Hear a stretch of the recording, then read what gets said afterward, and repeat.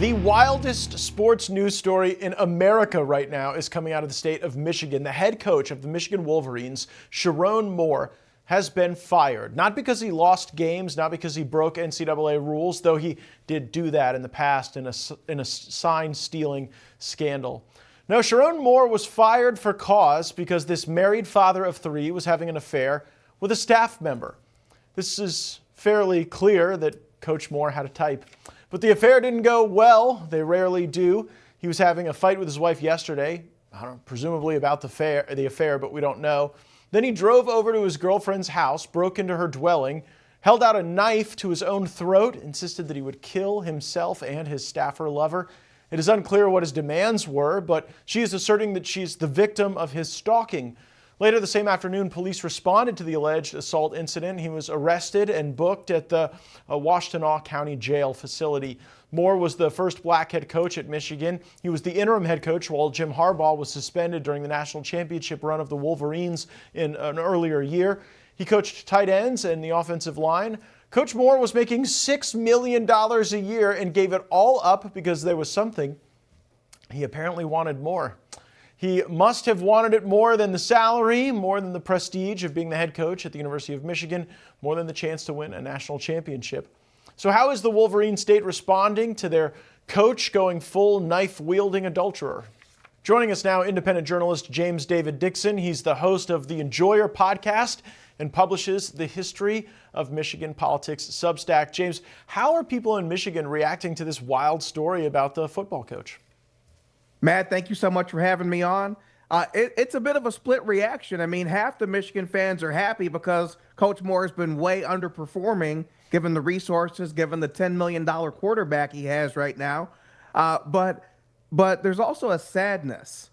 I mean, Coach Moore got a once-in-a-lifetime opportunity. They don't grow blue bloods on trees. They don't grow this kind of job. It's not easy to get.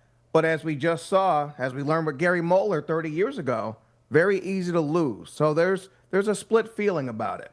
Yeah, talk just a little bit about the role that the Michigan football program plays within like the culture and the zeitgeist of Michigan and how important it is to the identity of the state. Perfect illustration. So during the 2012 election, right, Obama's going up against Mitt Romney. I believe it was the Ohio State student newspaper. They placed an ad that said Mitt Romney's a Michigan fan. Now, when they come to town or something for the game, there'd always be some talk. But when I saw that ad, I was like, oh, they're playing for keeps in Ohio. And then you come to study the history of it. The reason they call us Wolverines and them Buckeyes goes back to the Toledo War. I mean, we've been at it with each other since before there was even a state. And so it is of huge importance. A University of Michigan president once said, we could win a Nobel Prize or a championship in football, and nobody would care about the Nobel. That's true.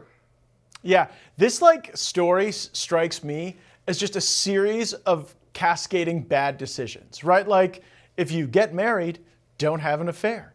Made that mistake. If you have an affair, don't have it be with one of your staff members.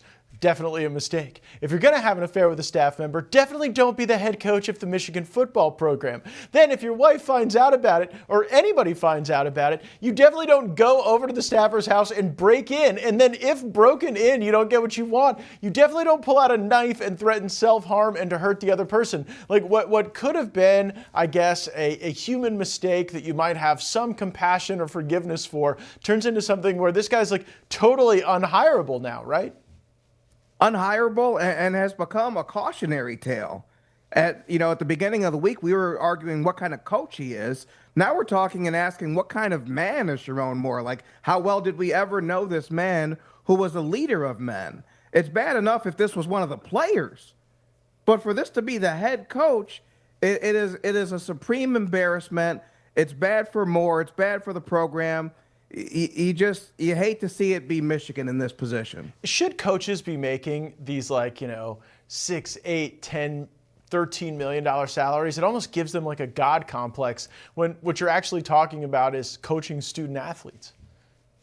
In the 90s, around 30 years from now, Gary Moeller, he was in the city I live in, Southfield. He's out at the restaurant with his wife, gets into a little argument. ends up punching a Southfield cop in the chest, loses his job. So this was before the money exploded to the extent it has. It just shows that these are basic human problems that you would find even in the Bible. And men have always struggled to keep the main thing, and put their libido either in the background or just cast it aside and say, I have bigger fish to fry. And here we have another example of a man who could not control himself and stay focused. Yeah, I think we figured out what his main thing was, and it wasn't the thing at home, and that cost him a lot. John David Dixon, thank you so much for joining us and bringing your insights. Thank you, Matt.